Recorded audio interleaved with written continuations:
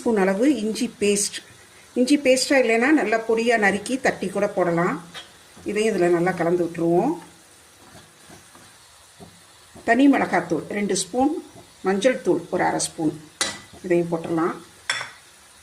உப்பு, பெருங்காயம் இதுவும் தேவையான அளவு போட்டாச்சு.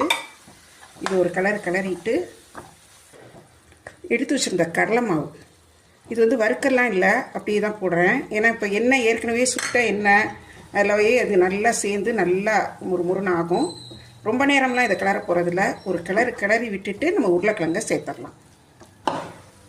அடுத்தது இந்த மசிச்சு வச்சுருக்கிற உருளைக்கிழங்கை கொஞ்சம் கொஞ்சமாக சேர்த்து நல்லா கிளறி விட்டுடலாம்.